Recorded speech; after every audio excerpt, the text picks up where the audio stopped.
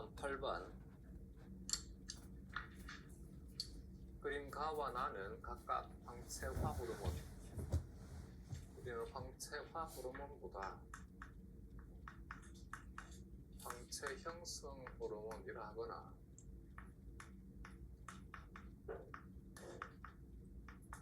혹은 LH라고 적죠. 에스트로겐이 해당 수용체를 통해 유전자 발현을 조절하는 과정을 나타낸 것이다. LH는 친수성 호르몬이니까 막에 있는 막 수용체 결합을 합니다. LH에 대한 수용체도 G단백질 연결 수용체입니다. 얘는 주된 경로가 GS를 통해서 아데닐산 시클라제가 활성화되게 되면 CAMP의 농도가 증가가 되게 되고 PKA가 활성화되어서 이것에 의한 신호 전달이 획에서 유전자 발현을 촉진시키게 됩니다. 에스트로겐은 스테로이드이니까 세포막을 통과할 수 있습니다. 그래서 세포 내 수용체 결합을 해서 세포 내 수용체가 활성화되게 되면 전사 인자로 작용을 하게 됩니다. 기억에 가에서 호르몬 수용체 복합체가 핵 안으로 들어간다. 말이 안 되지. 막 수용체는 핵 내로 들어갈 수 없습니다. 미연에 나의 호르몬 신호 전달 과정에 세포 내 2차 전령자가 필요하다. 얘는 에스트로겐이 직접 작용을 하기 때문에 에스트로겐을 1차 전령자라 합니다. 2차 전령자는 이와 같은 막 수용체에 의해서 생성되는 세포 내 물질을 2차 전령자, 2차 전달자라 합니다. 이것도 우리는 보통 2차 전달자란 단어를 많이 쓰니까 2차 전달자라 하자. 이것에 나에서 호르몬 수용체 복합체가 표적 유전자에 결합한다. 그것이 3번이 답이다.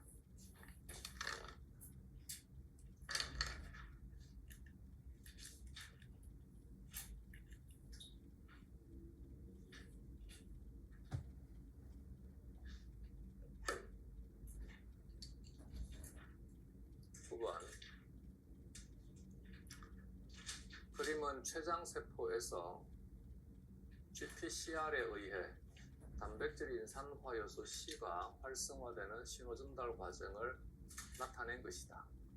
기억은 GPCR과 결합하는 신호물질이고 미연은 GPCR에 의해 활성화되는 효소이다.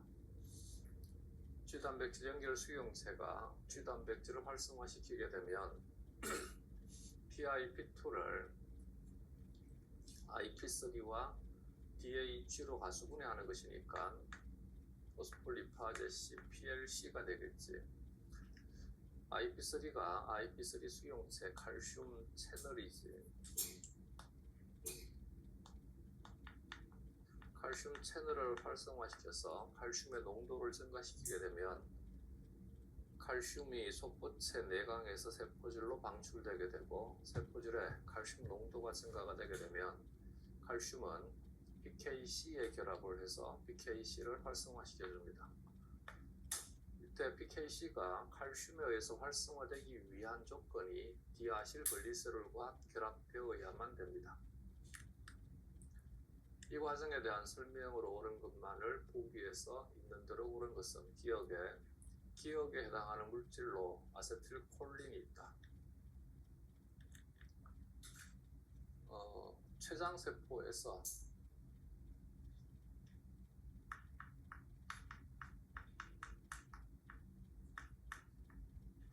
그러면 췌장세포는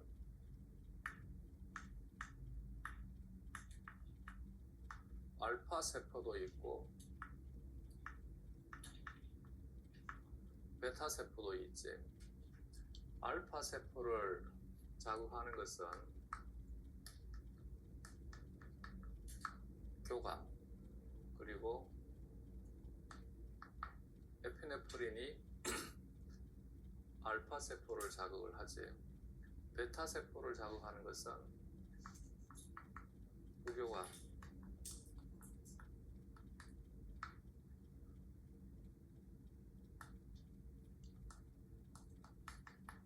세크레틴, 콜레시스토키닌, 세크레틴은 아니다. 가스트린, 콜레시스토키닌,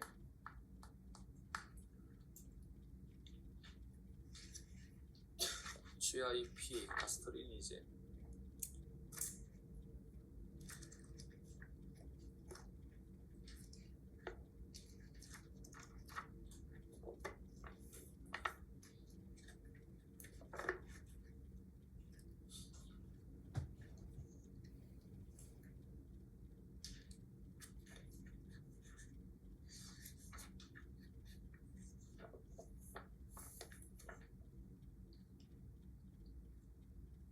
콜레시스토키닌과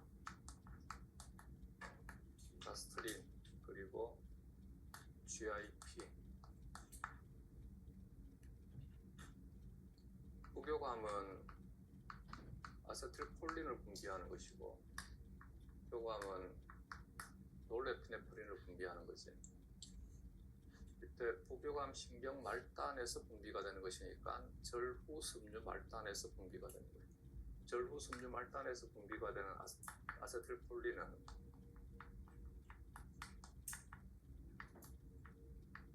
무스카린성 아세틸콜린 수용체 결합으로 하는 거고, 무스카린성 아세틸콜린 수용체가 GPCR이지, 그지?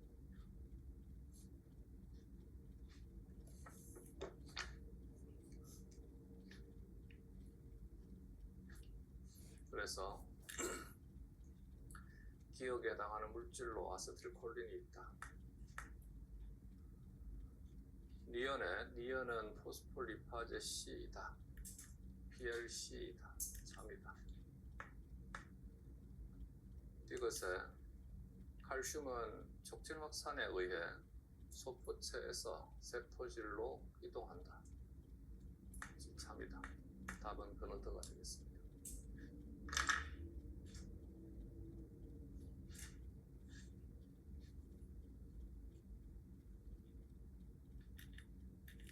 다음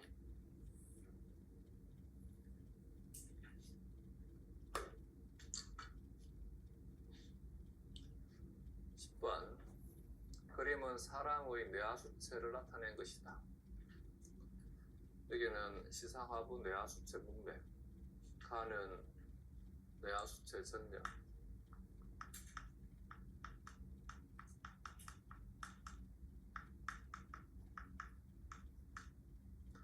나는 뇌하수체 후연,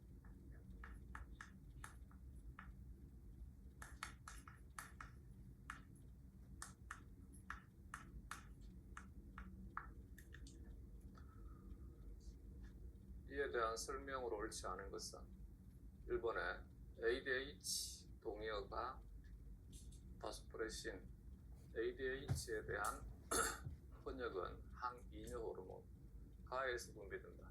뇌하수체 전엽에서 분비가 되는 것이 아니라 뇌하수체 후엽에서 분비가 됩니다.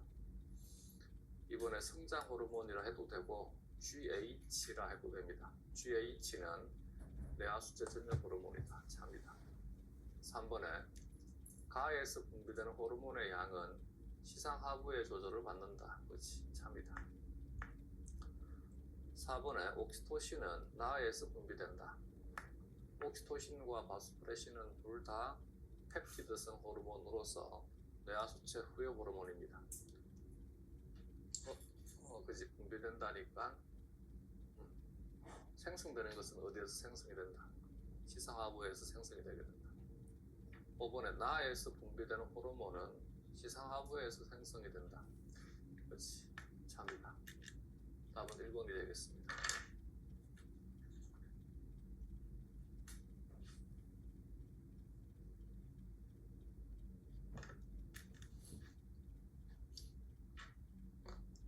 다음 11번 드레이브 그레이버스 병은 갑상선 자극 호르몬 수용체에 대한 항체에 의해 유발된다. 그레이버스 병이란 단어를 적으라 할 수도 있고 원인이 항 TSH 수용체이다를 적으라 할 수도 있고 항 TSH 수용체 항 TSH 수용체가 생성이 되게 되면 항 TSH 수용체가 TSH 수용체를 자극을 해서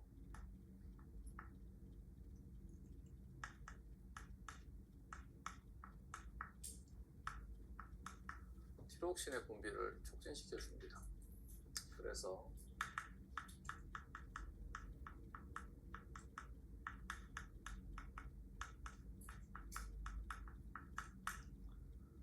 갑상선 기능 항진이 되는 것이지. 얘는 TSH 수용체에 대한 항체입니다. TSH 수용체에 대한 항체니까 TSH 수용체 결합을 한다. 대신 TSH 수용체 결합을 했었을 때 어떻게 반응할 것인가에 대한 것은 얘는 지켜봐야만 된다 그랬지, 그지? TSH 수용체를 항 TSH가 자극을 하게 되면 얘가 TSH처럼 작용하니까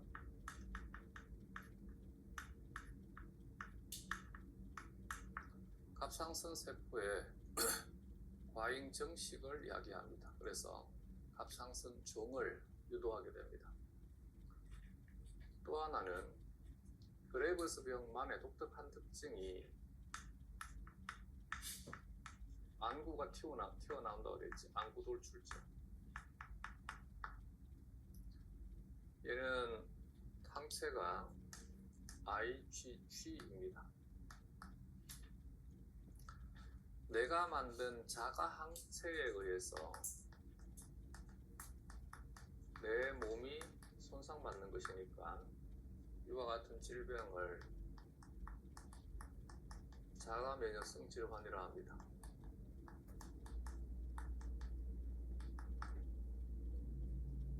관련된 개념들을 정리를 해본 겁니다.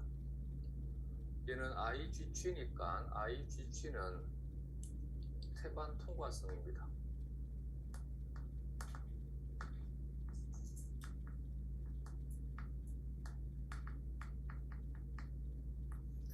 그래서 산모가 그레이버스 병을 앓고 있으면 태아도 영향을 받을 수밖에 없습니다. 기억에 태아로 전달되는 항 TSHR 항체는 IgA형이다가 아니라 IgG형이지 기억은 옳지 않다.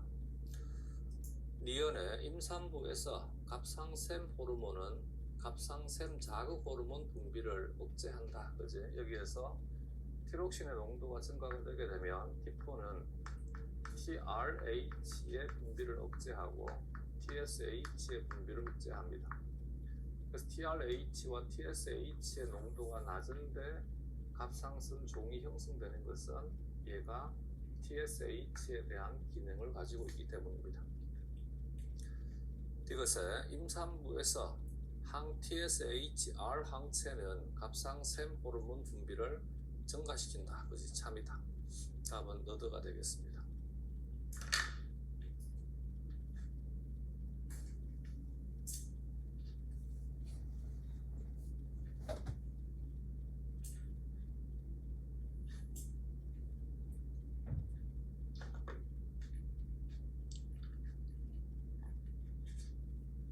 12번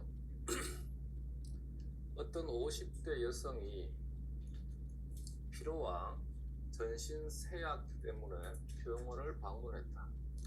이때 피로와 전신 세약 때문에 병원에 방문했었을 때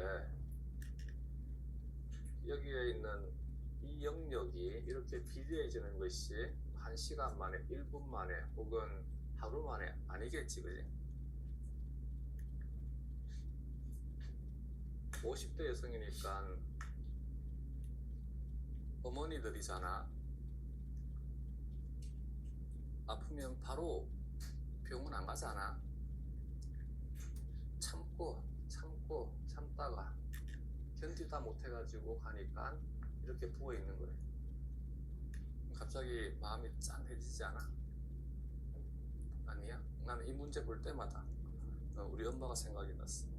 어머니가 유방암에 걸리셨는데 6년 뒤에 간암이 재발해가지고 돌아가셨어요. 그때는 그냥 참는 거지. 그게 아니었으면, 참지 않았다라면, 그지? 여기도 보면 얼마나 참았겠어. 이만큼 비대져 있는데. 그지 않아?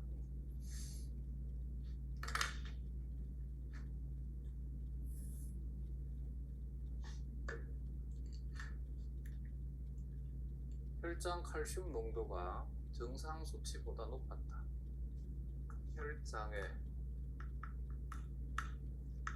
칼슘 농도가 정상보다 높았다. 혈장의 인산염 농도가 정상 수치보다 낮았다. 혈장의 생리학이니까 PO4 3- 농도는 정상 수치보다 낮았다. 소변의 칼슘과 인산염 농도는 소변의 칼슘 농도와 인산염 농도는 모두 정상 수치보다 높았다.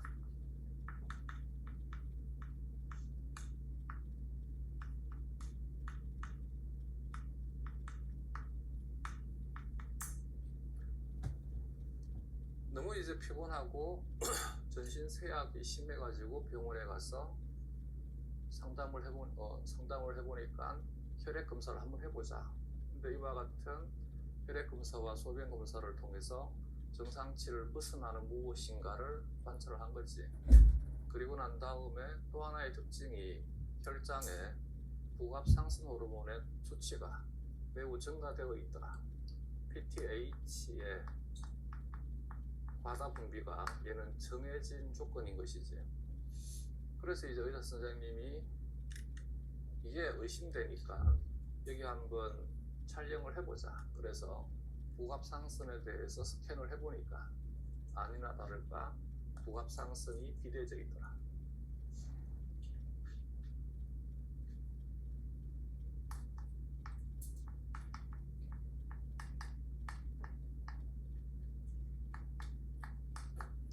이것에 의해서 PTH가 지금 현재 너무 과다하게 분비가 되는 거다. PTH가 하는 기능이, 얘는 주된 것은 항상 신장을 중심으로 정리를 하자라고 했지. 신장에서 칼슘의 재흡수를 촉진시키게 됩니다. 신장에서 인산이온의 재흡수는 억제가 되게 됩니다. 신장에서 칼슘의 재흡수가 촉진되니까 혈장에 칼슘 농도가 증가가 되게 됩니다. 인산이온의 재흡수가 억제가 되는 것이니까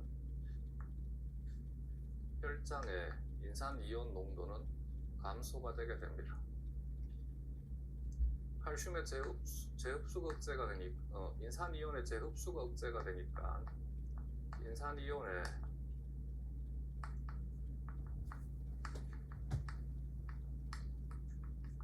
배뇨량이 증가가 되게 됩니다.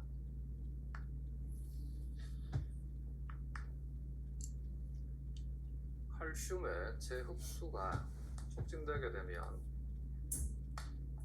칼슘의 배뇨량은 감소가 되는데 왜 소변의 칼슘량이 많아? 문제 잘못되었어 라고 하지 말고, 그래서 내가 조금 전에 이 어머니가 참다가 결국 병원에 가신 거예요. 몇 년을 참으셨겠어?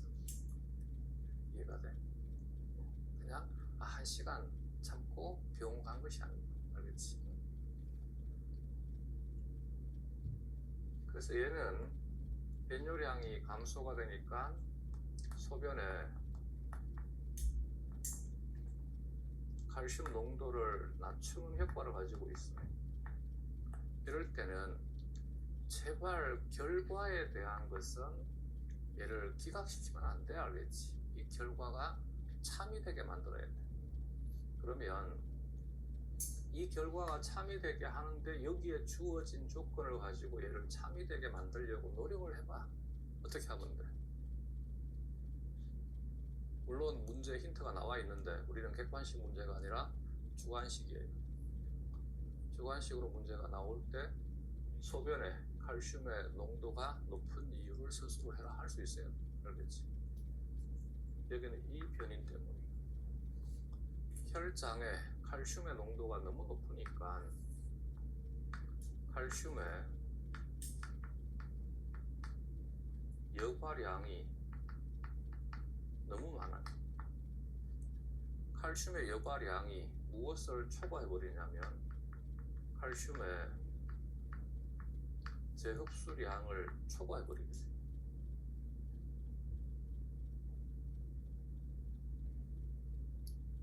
이해가 됐어? 그래서 여과량이 재흡수량을 초과하니까 소변에 칼슘 농도가 증가가 되는 거예요.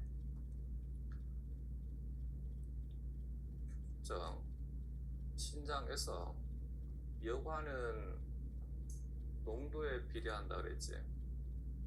근데 재흡수량과 재분비량은 농도에 비례하지만 정확히 y=ax가 아니지. 얘는 포화 속도가 있다 그랬지. 그래서 포화치 이상으로 재흡수를 할 수가 없어요. 또 하나는 PTH가 신장에만 작용하는 것이 아니라 얘는 지금 너무 이제 이 PTH에 대한 분비가 과다하게 이루어지고 있으니까 뼈도 지금 영향을 받을 수밖에 없어요. 이럴 때 자꾸 에스트로겐 들먹이면 안 돼. 에스트로겐에 대한 효과는 정상의 범주 내에 쓰는 에스트로겐이 PTH에 대한 효과를 상쇄시켜주는 것이지, 이 사람은 PTH의 분비가 현재 정상 범주가 아니잖아. 이 사람에 대한 설명으로 옳은 것만을 보기 위해서 있는 대로 옳은 것은 단, 다른 질환의 영향은 무시한다. 기억에 PTH는 뼈에서 혈액으로 유리되는 인산염을 감소시키는 것이 아니라 뼈에서 혈액으로 유리되는 인산염과 칼슘 양을 증가시켜주는 것이지 뼈 해리를 촉진시킵니다. 니은의 소변의 인산염 농도가 높은 것은 콩팥의 인산염 재흡수가 감소하기 때문이다. 그지? 참이다. 이것에 소변의 칼슘 농도가 높은 것은 콩팥의 칼슘 여과량이 재흡수량을 초과하기 때문이다. 얘는 보기 지문에 힌트가 나와 있으니까 풀 때는 너무 쉬워요. 근데 우리는 적을 수 있어야 돼. 알겠지?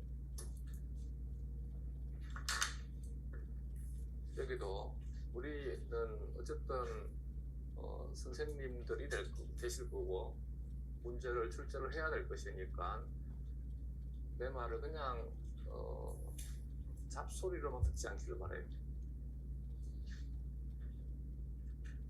여기 소변이란 단어를 쓰면 여기도 신장이 좋지 않을까? 여기 꼭 신장을 콩팥으로 쓰고 싶어. 그럼 얘도 뭐라고 적어줘? 뭐중이라 적어주면 되지, 그지? 참 지가 여기에서 이 몇 글자 적었다고 이 타이핑 칠 때 10초도 안 걸릴 것 같은데, 그지 않아? 여기에서 여기로 가면서 또 마음이 또 막혀버리잖아. 참 일관성이 없지 않아? 내가 뭘 지적하는지 알겠어? 그지? 그래서 개념을 쓸 때는 한 번씩은 생각을 해봐. 이렇게 막 개념을 혼란스럽게 써가지고 학생들에 대한 어떤 언어학적 체계를 그냥 틀어버리는 것보다 되도록이면 한자를 쓰려면 그냥 한자를 쓰든지, 한글을 쓰려면 그냥 한글을 쓰든지. 다음 13번에 그림은 사람의 칼슘 대사 조절 과정을 나타낸 모식도이다. 가에서 다는 부갑상선 호르몬, 비타민 D 활성체, 칼시토닌을 순서 없이 나타낸 것이다.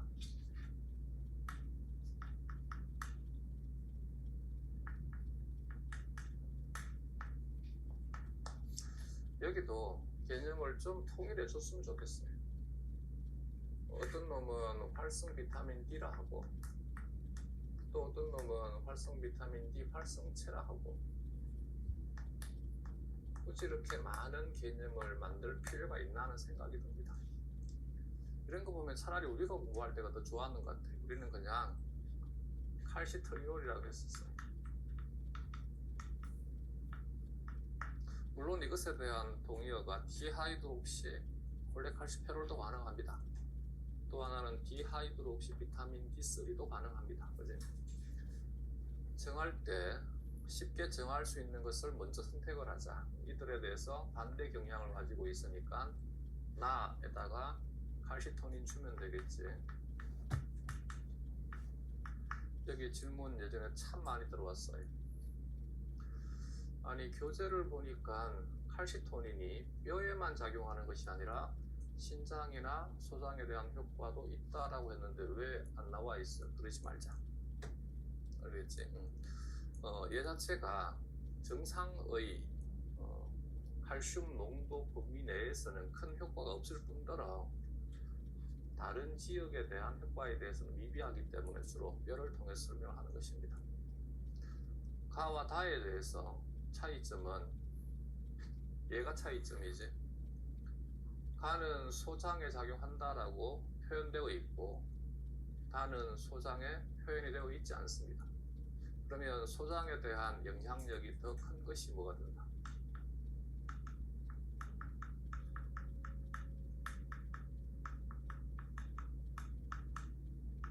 비타민 D 활성체이다. 그러면 D는 부합상선 호르몬 PTH를 주면 되겠지.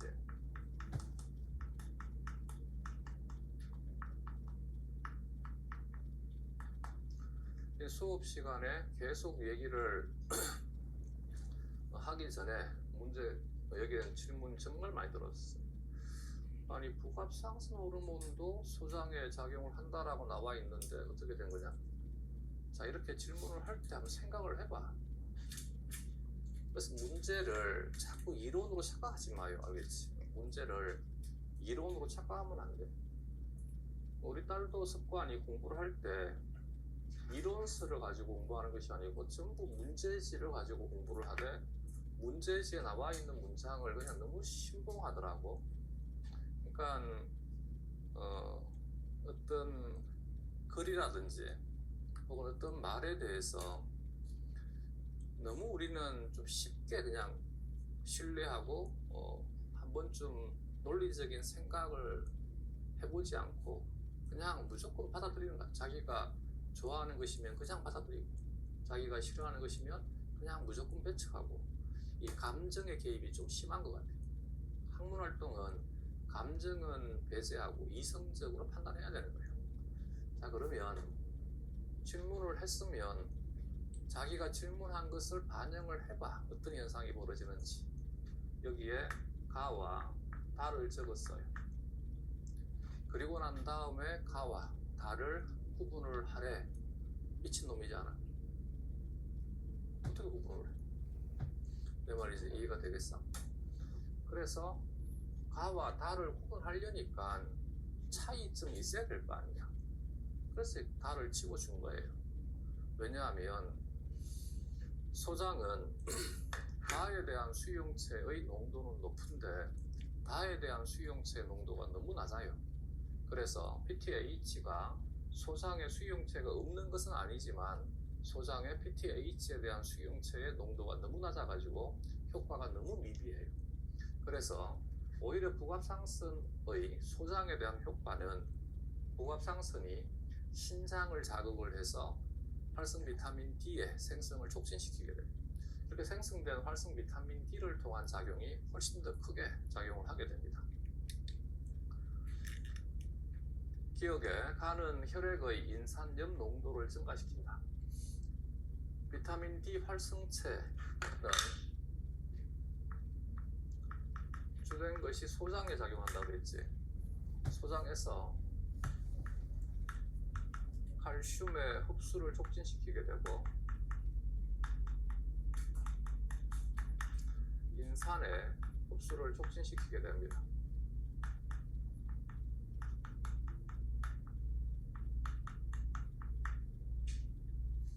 그래서 혈액의 인산염 농도를 증가시키는 호르몬이다. 부합상승 호르몬은 신장에 작용을 해서 칼슘의 재흡수라 해도 되고 흡수라 해도 돼. 재흡수를 촉진시킨다. 근데 얘는 특이적으로 신장에서 인산의 재흡수는 억제합니다.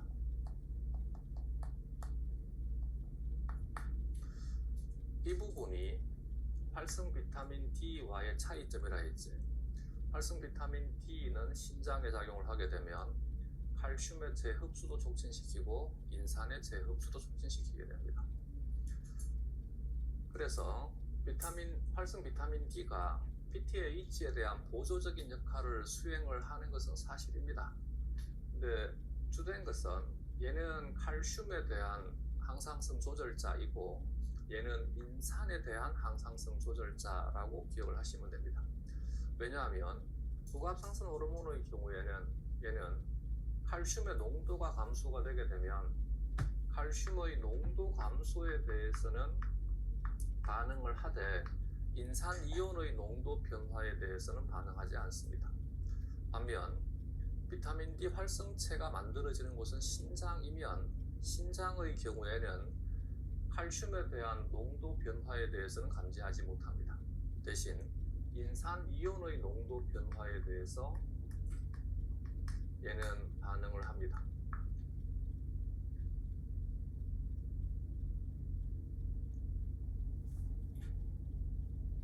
되겠지? 물론 그렇다 해서 얘가 칼슘의 항상성 조절에 아예 관여하지 않는 것은 아닙니다. 왜냐하면 얘가 이렇게 작용하는 것이기 때문에.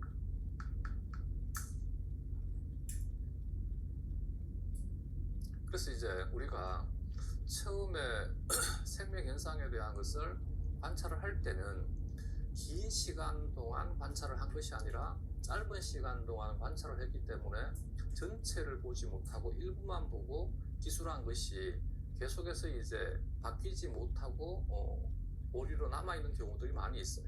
가장 대표적인 것이 알도스테론이지. 대부분 알도스테론 그러면 알도스테론은 나트륨에 대한 항상성 조절자라고 생각한단 말이지. 왜냐하면 알도스테론이 나트륨에 대한 재흡수를 촉진시키는 것이니까.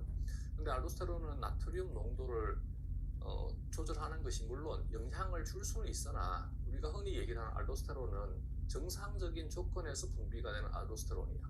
정상적인 조건에서 분비가 되는 알도스테론은 레닌, 안지오텐신, 알도스테론 시스템이야. 그러면 알도스테론이 분비가 될 때는 무엇도 함께 분비가 되게 돼.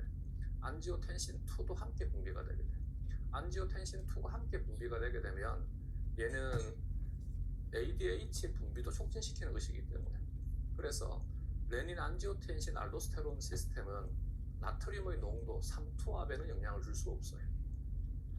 무슨 말인지 이해가 되겠지, 그렇지?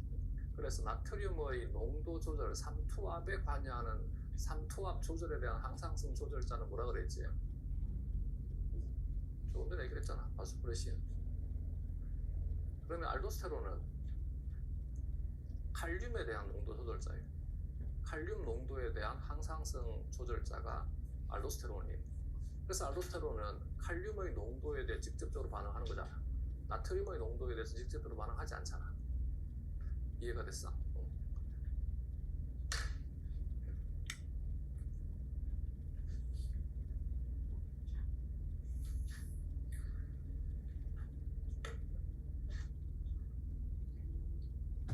니은의 나는 갑상선에서 분비된다. 3이다. 이것의 다의 과량 분비는 얘는 과량으로 분비가 된다는 얘기지, 그렇지? 골밀도를 감소시킨다. 여기다가 에스트로겐 때문에 안 된다며 그러지 말자고, 알겠지?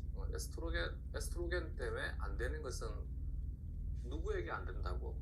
정상인에서 안 된다고, 알겠지?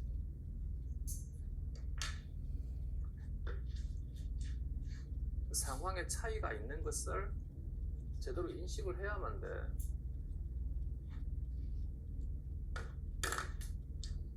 다음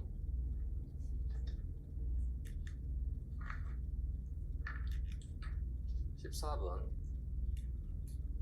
어떤 45세 남자가 고혈압 때문에 병원을 방문했다. 자, 병원을 방문했어. 그러면 우리가 정상적인 생리를 여기다가 자꾸 덜먹이면 안 돼. 내 말 이해가 됐어? 얘는 지금 비정상인 사람이야. 비정상인 사람인데 네가 말했던 것하고 다르지 않냐? 그러면 안 된다고, 알겠지? 이 환자의 혈장 나트륨 농도와 혈장 나트륨 농도와 소변의 칼륨,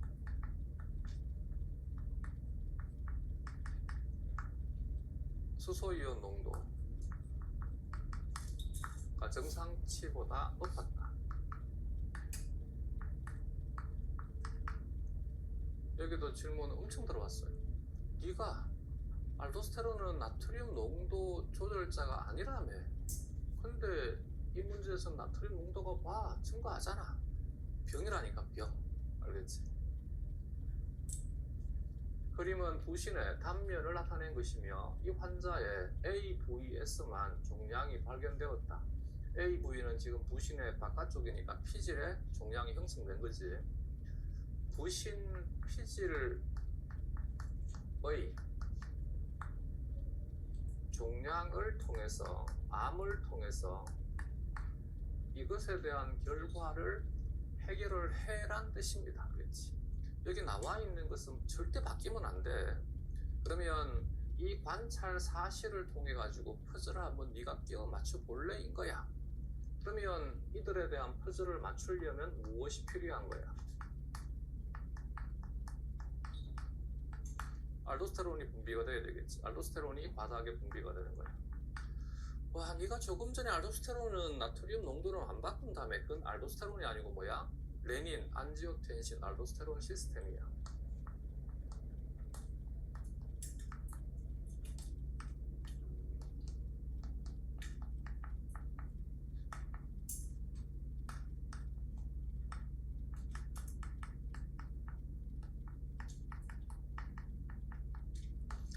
그래서 외울 때 알도스테론이 혈압을 조절한다라고 외우면 안 돼요.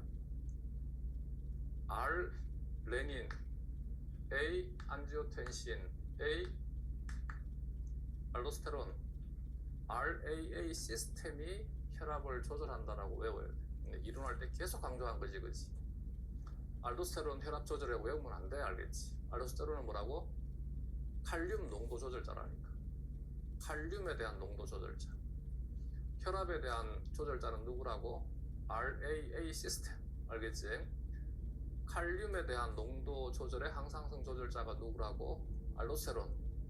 혈압에 대한 항상성 조절자는 누구라고? RAA 시스템. 되겠지? 삼투압. 우리 몸의 삼투압은 나트륨의 농도야. 나트륨의 농도, 삼투압에 대한 조절자는 누구라고? 바소프레신. 알겠지?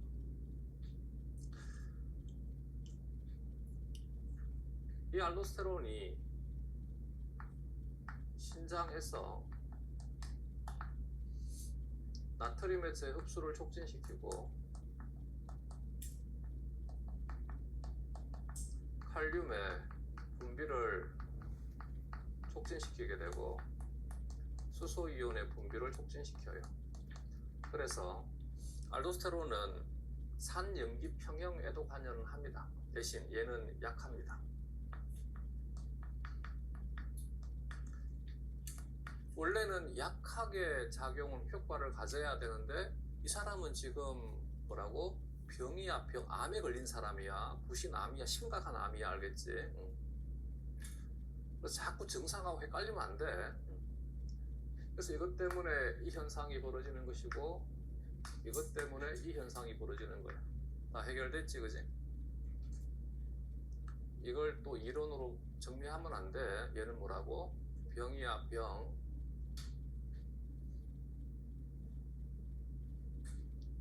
어떨 때도 가능하느냐 하면 우리가 칼륨의 섭취가 너무 많아요.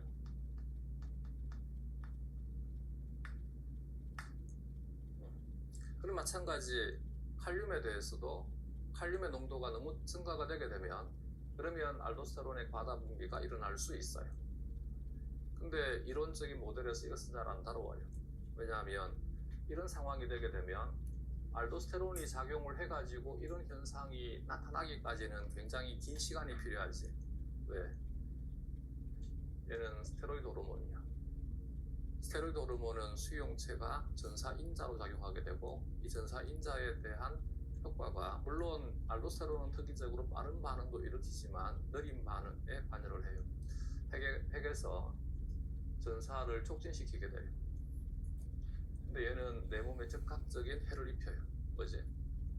그것이 고칼륨 혈증. 그래서 고칼륨 혈증은 물론 고칼륨 혈증이 이와 같은 증상을 야기시킬 수 있어요. 근데 이걸 야기시키기 전에 이미 내 몸은 뭐가 될 수 있다는 얘기야. 그렇지? 망가질 수 있다는 얘기예요. 이제 이해가 되겠어? 응.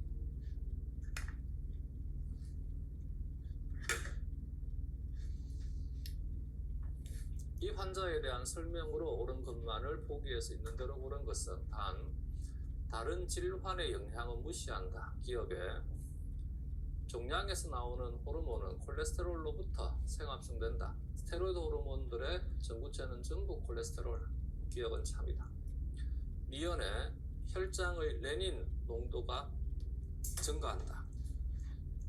혈장의 나트륨 농도가 증가가 되게 되면 이 사람의 특징은 고혈압입니다. 혈압이 높아지게 돼요. 혈압이 높아지게 되면 레닌의 분비는 억제가 되게 됩니다. 그래서 얘는 지금 비정상이지. 원래는 무엇이어야 돼? RAA 시스템이 작동을 해야 되는데 얘와 얘는 농도가 낮은데 얘만 농도가 높으니까 비정상인 거예요. 항상 보편적인 상황인지 비보편적인 상황인지 그리고 내가 알고 있는 지금 현재 여기에서 대입하고자 하는 지식적인 내용이 이 상황과 일치하는지 아니면 어떤 변인의 차이가 있는지 항상 염두에 두면서 정리를 해야만 돼. 근데 이거는 옳지 않다. 이것에 대사성산증이 생긴다. 소변에 수소이온 농도가 증가한다는 말은 체내 수소이온 농도가 감소한다. 체내 수소이온 농도가 감소한다. pH가 증가한다. 이걸 뭐라 한다고? 얘는 대사성 알칼리증이지, 그렇지? 호흡과 관련되는 것이 아니라 대사와 관련되는 것이잖아. 그래서 부신피질의 종양의 대표적인 특징 중에 하나가 이와 같은 대사성 알칼리증을 야기시키게 돼.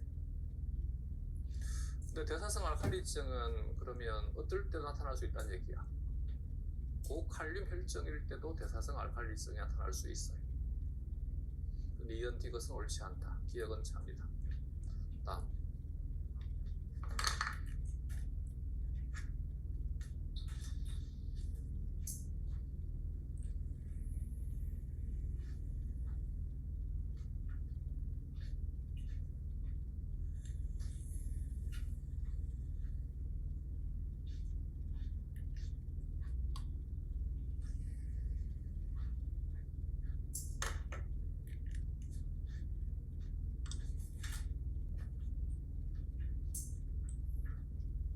(15번) 어떤 폐암 환자의 어떤 모든이 아니라 어떤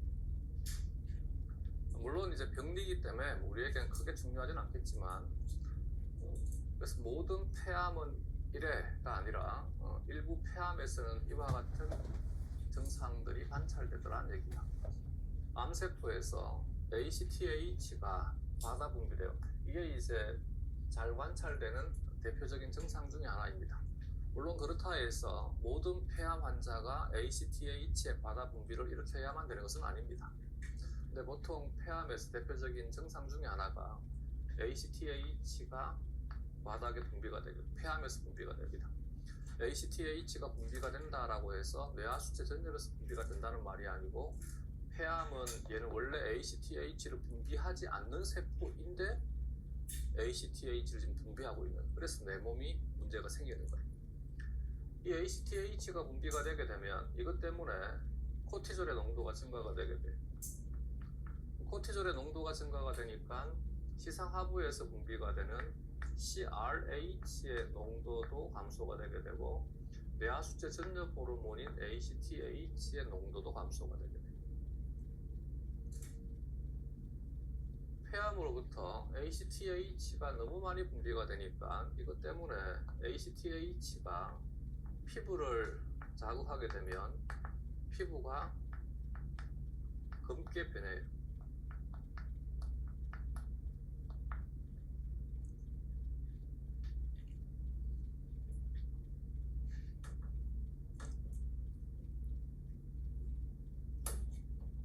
그래서 그림가는 정상인에서 나는 이 환자에서 코티졸 분비를 조절하는 시상하부 뇌하수체 부신축을 나타낸 것이다. 이 환자에 대한 설명으로 옳은 것만을 보기에서 있는 대로 옳은 것은 단 이 환자의 시상하부 뇌하수체 부신의 기능은 정상이다. 기억에 혈중 코티졸 농도가 정상치보다 높다. 그렇지, 참이 되겠지. 리언에 뇌하수체에서 ACTH 분비가 증가한다. 와, 네가 ACTH 농도가 높다며. 얘가 분비하는 것이 아니고 얘가 분비한다. 얘가 ACTH를 분비하니까 이것에 의한 음성 되먹이기 때문에 얘는 분비가 줄어드는 거예요. 그래서 니언은 옳지 않다. 이것에 혈중 포도당 농도가 정상치보다 높다. 그지? 코티졸이 하는 기능이 당 신생합성을 촉진시키는 것이니까 이들이 고혈당이 되고, 고혈당이면 당뇨가 되게 됩니다. 그래서 이제 이와 같은 폐암 환자들의 특징 중에 하나가 코티졸이 과다하게 분비가 되니까 이것에 의해서 면역 능력이 저하가 되게 되고 고혈당이 될 가능성, 당뇨가 될 가능성이 높아지게 돼요. 또한 ACTH가 너무 많이 분비가 되게 되면 얘는 부신 피질에 대해서 전체를 다 자극할 수 있어요. 그러면 전 분비가 다 일어나요. 알도스테론도 분비가 되게 되고 부신성 안드로겐도 분비가 되게 돼요. 알도스테론이 분비가 증가가 되게 되면 혈압이 높아지게 돼요. 그래서 고혈압도 나타날 가능성이 높아지게 돼요. 그리고 이렇게 피부가 검게 타게 돼요. 선탠한 것처럼. 그러면 얘는 ACTH를 과다하게 분비하는 폐암일 가능성이 높아요. 다음 16번.